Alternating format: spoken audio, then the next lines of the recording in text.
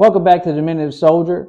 This is Eddie, and today we're going to talk about Escape the Dark Castle by Theme-Born Games.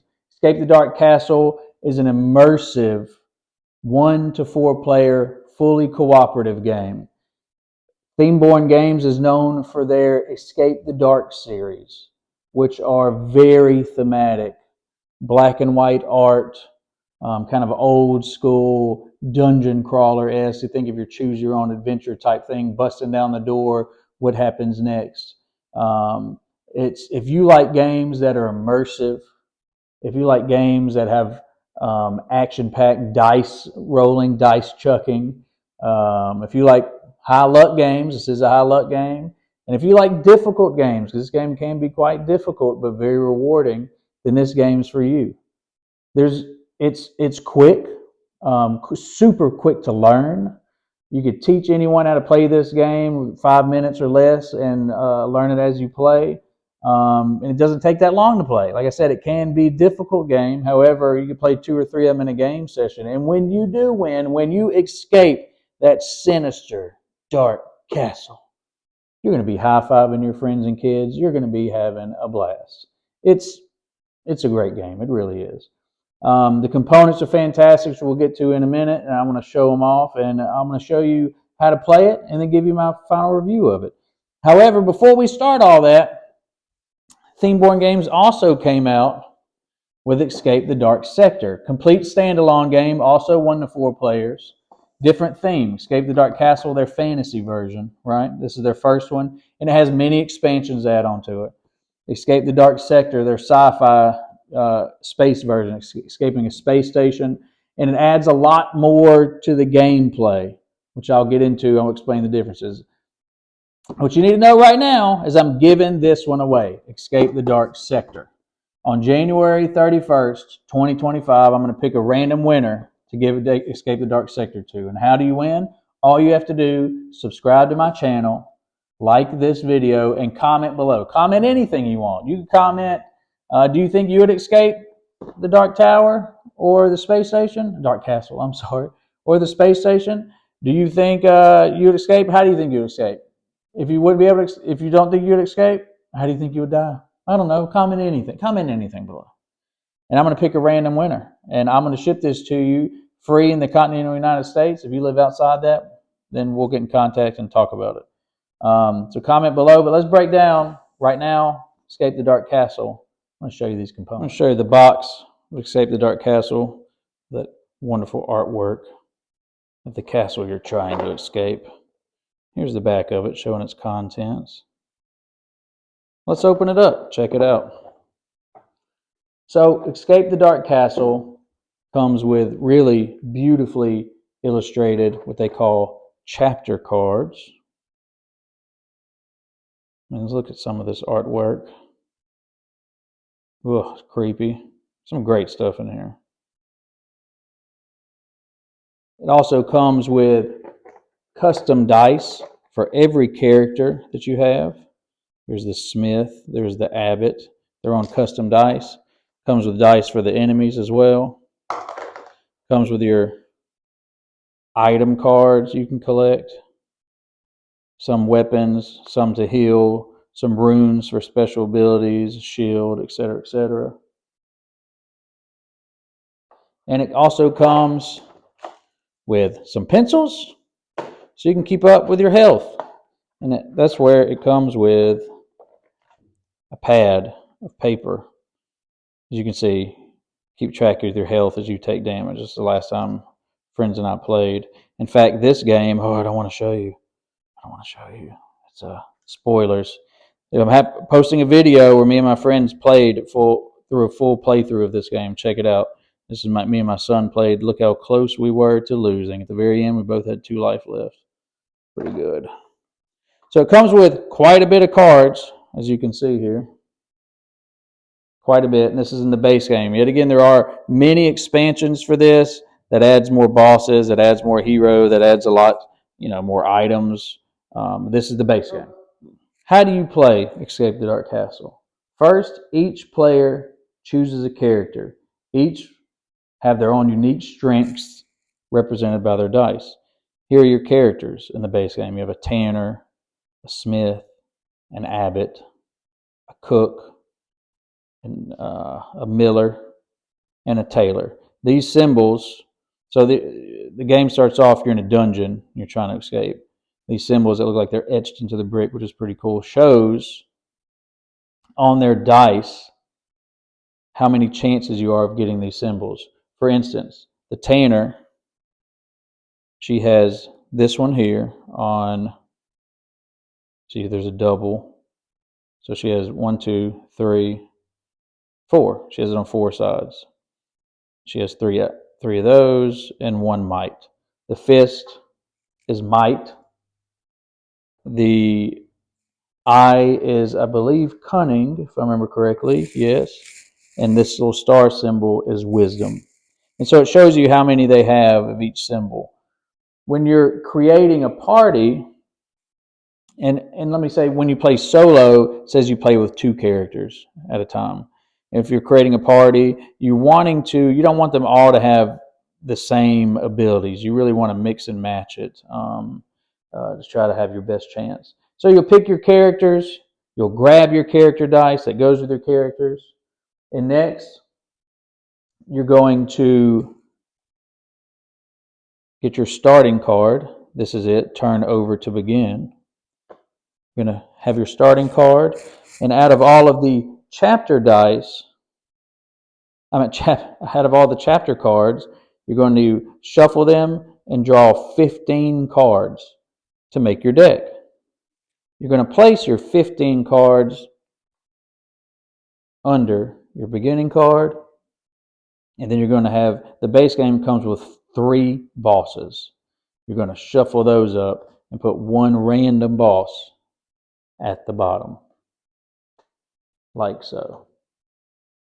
These cards will form the challenges that you'll face as you navigate the castle. Finally, you're ready to play. You flip over the first card and read along. After years of incarceration in the depths of the dark castle, you finally break free from your cell. In a small stone room adjoining the cell block stands an old wooden chest. The lock is open. Draw an item card per player now. Your footsteps approaching. You must not linger here. You make for the exit, slipping away and disappearing into the darkness. Turn the first chapter card now. So you have your item deck, and you would have it shuffled, and you would draw 1 card that says per player.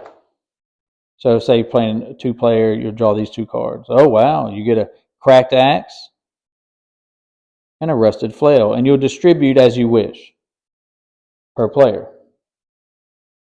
The game is played in rounds, with each round revealing a new chapter card. And it's very important who flips over the chapter card.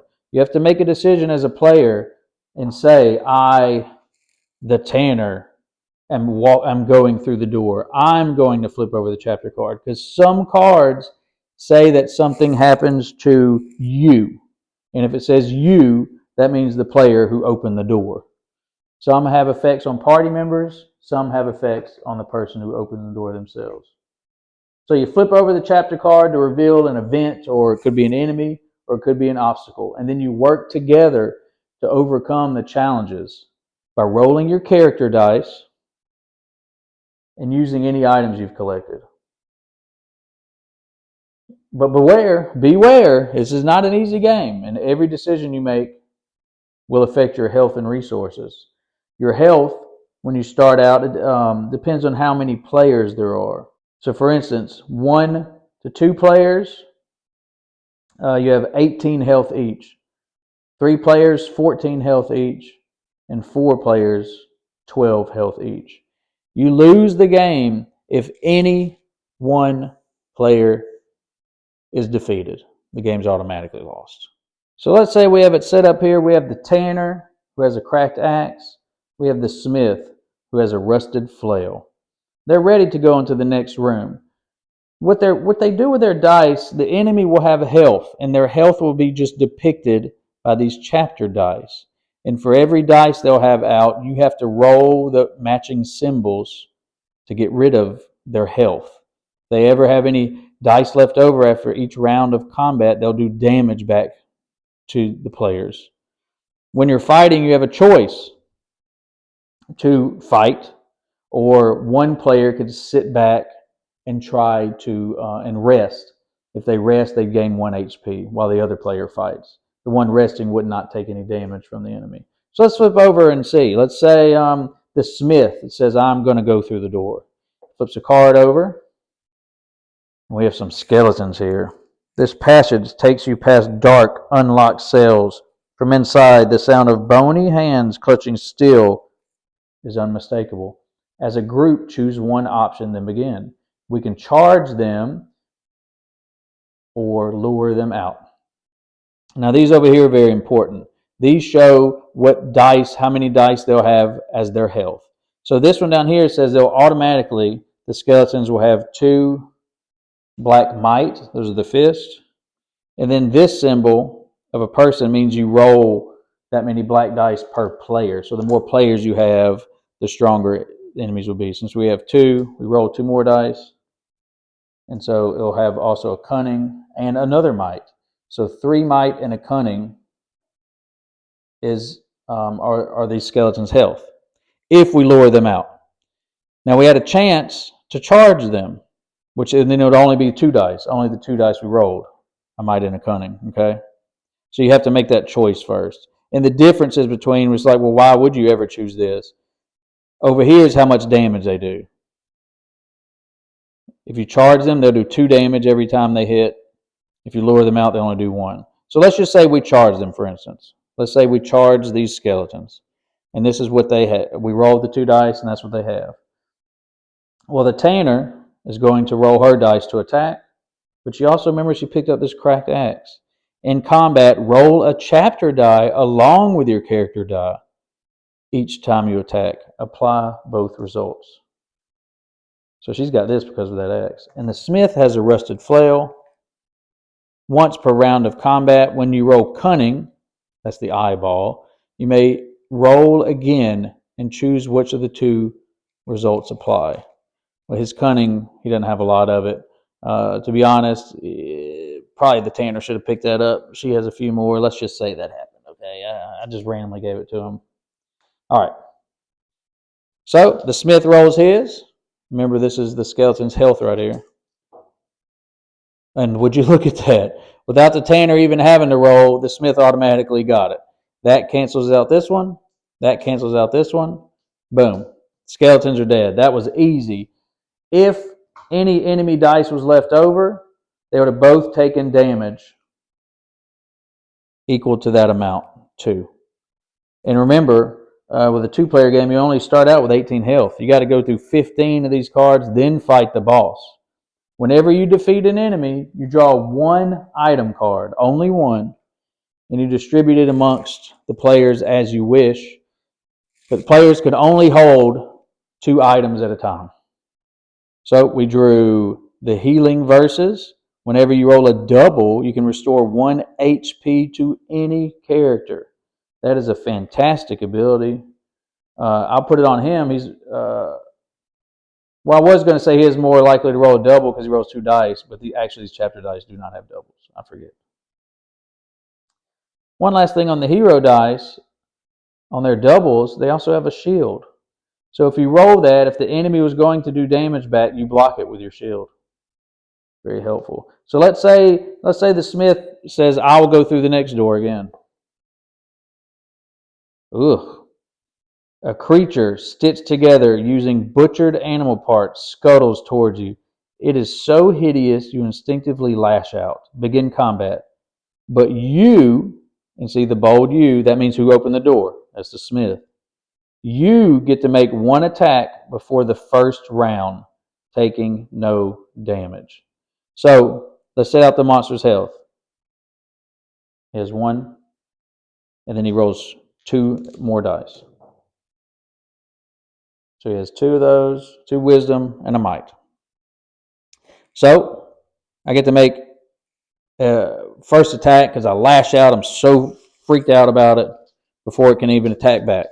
So I roll these two. Let's see what I can get rid of. I only get rid of that fist, the might of the enemy. Okay? So I got rid of that. Here's the combat special. The first time this creature is defeated, before drawing an item card, roll a chapter dice. If the result is might, the fist, it regenerates. You must restart combat and defeat it a second time. All right, so now the first round of combat begins.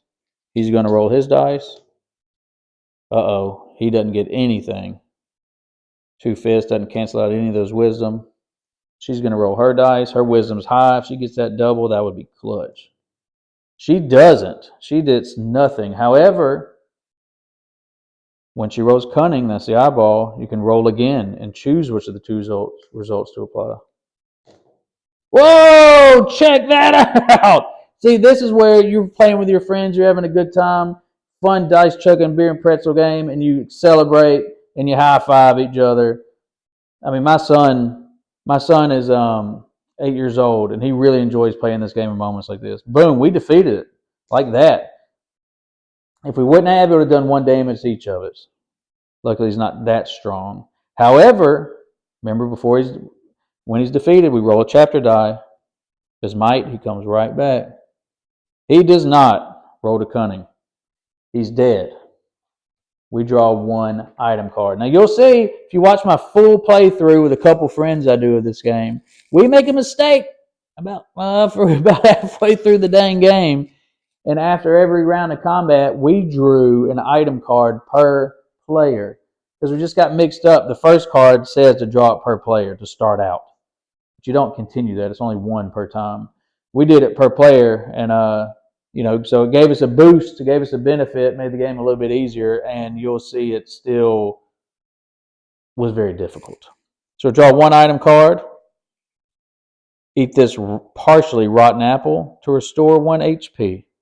Well, I have no damage yet, which is amazing, so I'm going to hold on to that. Now you could, let's say I had 2 items each already. Let's say they were full and had damage. You could just go ahead and eat it now. When you draw it, you could eat it, discard it, and still hold on to your 2 items. So you continue, you go to the next room. It's another guy to fight. You're going to have some cards that aren't fights. I'm trying to find one. Here's one. Bring his cart to a halt beside you. An intriguing stranger insists you sample his latest brew, a healing elixir. He claims. A spiked club dangles from his belt, and as keen as you are to move on, you feel it would be unwise to refuse. How bad can it be? You, the person who opened the door, must choose this option. Take a sip. The man smiles and rewards you. Draw an item card. Take a long draw. Try to roll might in 1 attempt. So try to roll your dice and get 1 fist. Success, you gain 3 HP. Failure, it's foul-smelling and toxic. You vomit, lose 1 HP. So there's that a little reward there for you. You got a lot of decisions like that going through. And there's tons. Like every time you play, you shuffle the deck, there's traps to go through. There's all kind of decisions to make, things to fight, people you'll meet, and tripwires you got to go through. And every time you play, you shuffle and you draw 15 random cards. So these are how many cards we still have that we did not play in this playthrough that aren't in it. So this is just the base game. It comes with a lot. Like I said, there's a ton of expansions. It comes with way more. Then at the very, very end, if you make it that far, you fight the boss. Here's one of the bosses. The Dark One. Your pitiful trinkets are no match for my dark magic. As you, yet again, the person who opens the door, enters the Dark One's presence, any items you carry are vaporized. Discard them now. So if he went in with that axe, that helps a lot, giving him that extra dice, boom, vaporized. Then you begin combat. As you can see, you're going to be fighting. It'll be this one for 2 players. It'll be 6 dice for his health. You're going to have to attack. And whenever he does damage back to you, you take 3. And remember, every time you do a round of combat, which is both players roll their dice, do a round of combat, if you have any dice left over, you take that much damage. You don't take that much damage for every dice left over. Like if you had 3 left, you don't take 9 damage. You just take 3. But so this one, after you make it through everything, you got to fight that guy. The other 2 bosses in the base set is a demented priestess. She's protected by her possessed underlings, the row of chapter dice showing might. All of these must be removed first before you're able to attack her. And so her health will be 2 dice you roll plus that, but you got to kill these first and then you can attack her. And yet again, if any dice are ever left over after every round, 3 damage. And then you have the Terror of the Underworld. At the end of each round, if Terror of the Underworld has not been defeated, he grows in strength. Roll a chapter die and add it to the row of remaining dice. This dude is such a pain. I have such horrible memories of fighting this man. And that's Escape the Dark Castle, everyone. Now let's show the comparisons and the differences between this and Escape the Dark Sector. Here's Escape the Dark Sector. Instead of a castle, you're escaping this space station, like I mentioned. Get your rule book. Your health here is this little health tracker. So you start from 12. As you take damage, you work your way down, which is pretty cool, very thematic. Then you're going to have your chapter dice and your characters, of course, here. So here's your characters. The back of their cards have this accessing personnel file. In Escape the Dark Castle, the back of the cards is just black. There's nothing on them at all. And here's your characters.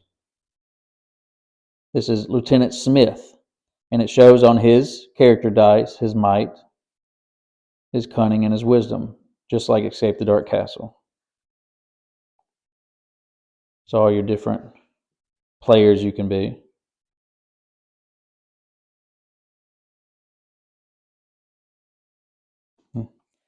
And then the game also, of course, comes with all of your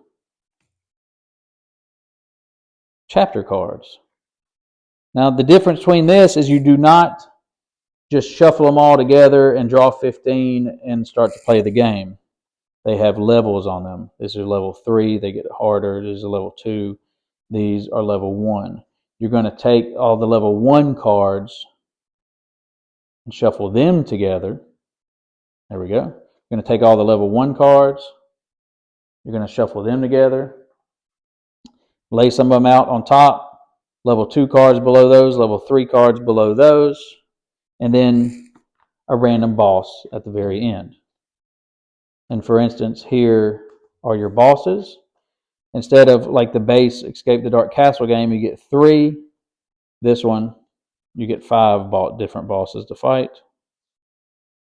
The Entity, the Alien Queen, Mother of Machines, Sergeant Steel, and Cerebron.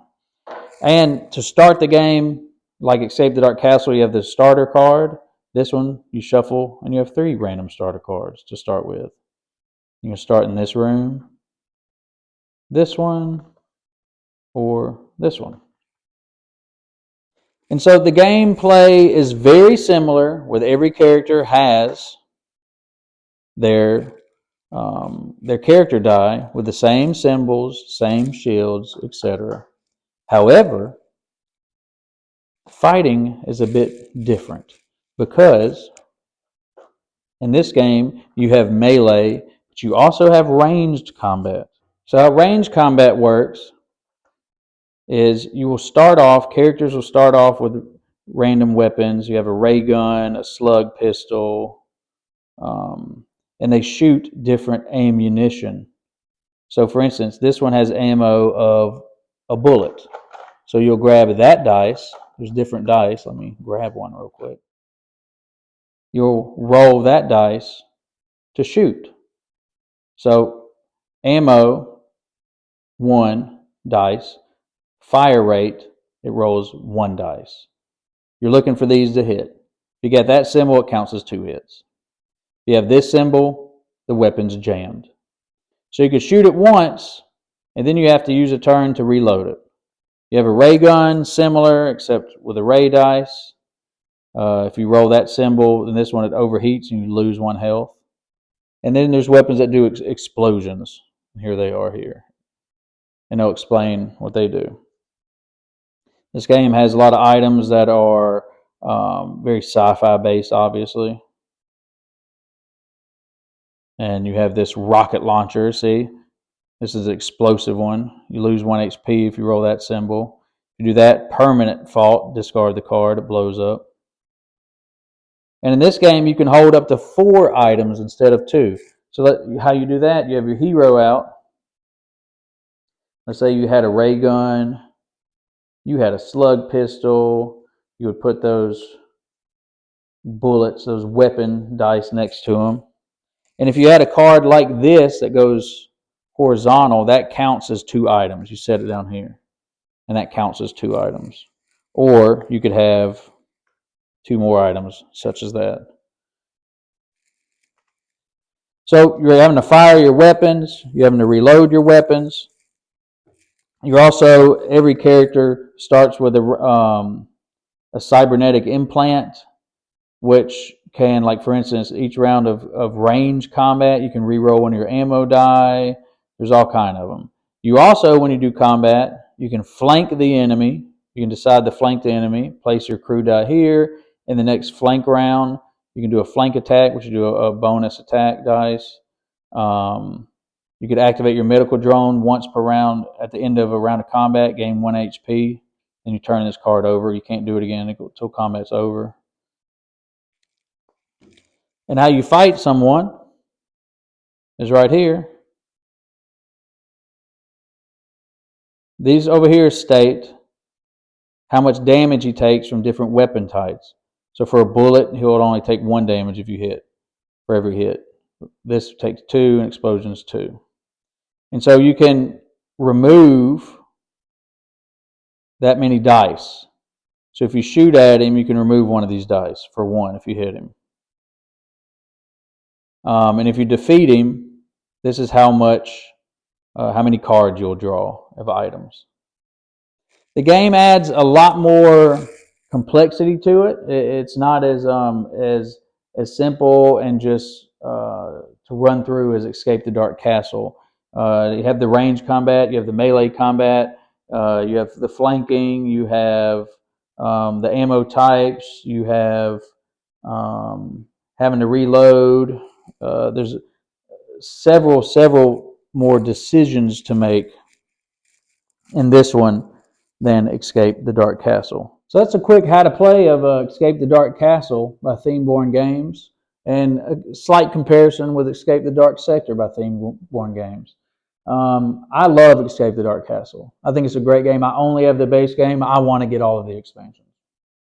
They'll only add so much more variety and change the gameplay every time you play. There's some expansions that add companions you can find. There's all kind of things. And the expansions really are priced very, very well, I've seen. So the cons to Escape the Dark Castle is obviously if you don't like high luck games, you don't like dice chucking games, this isn't going to be the game for you. I don't mind those. Playing with a group of friends, having a blast, playing with my kids, having a blast, celebrating when we make it. It's a blast doing it. I think it's a great game.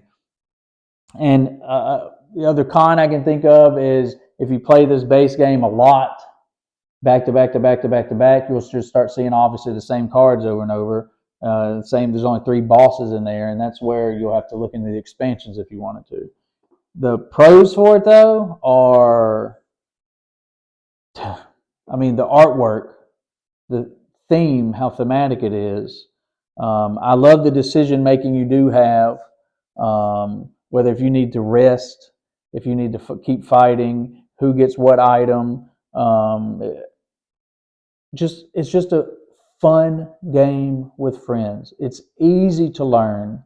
It's easy to play. It's easy to teach, and it doesn't take that long. And I like that it's hard. I like that it's brutal. I like that every time you play, you're not going to win. I actually enjoy that. Some people might not. I do. I give this game a 7.5 out of 10. I give it. It's a solid game. With the expansions, I have a feeling that would only go up in ratings. But I'm basing it just off the base game. Now, Escape the Dark Sector to me adds a lot more complexity to it. This one makes it more gamey. This one's not as easy to learn. It's not as easy to play. Escape the Dark Castle, I can play with my son who's 8 years old, pick it up like that. We play and have a blast. Escape the Dark Sector, not so much. There's a lot more resource management in this with your weapons and your ammunition, and what you're going to use to shoot. Are you going to reload?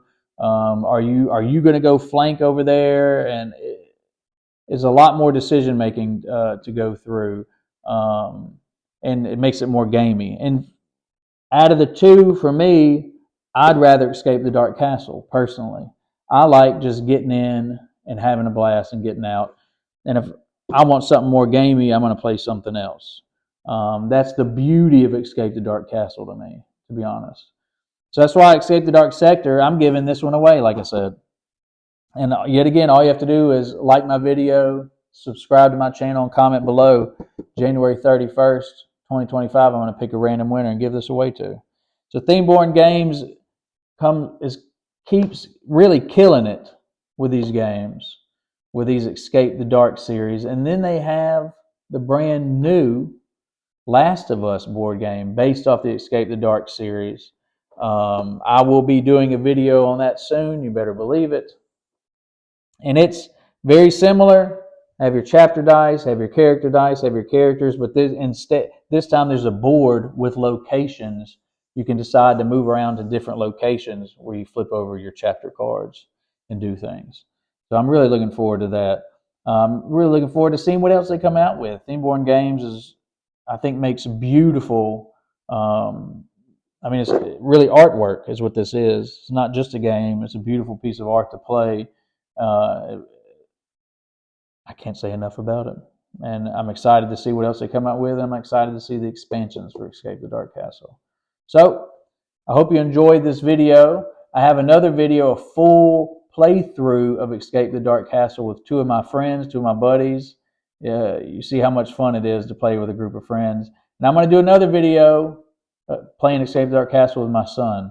So you can see playing it with a kid and how seamless and how well it works, really.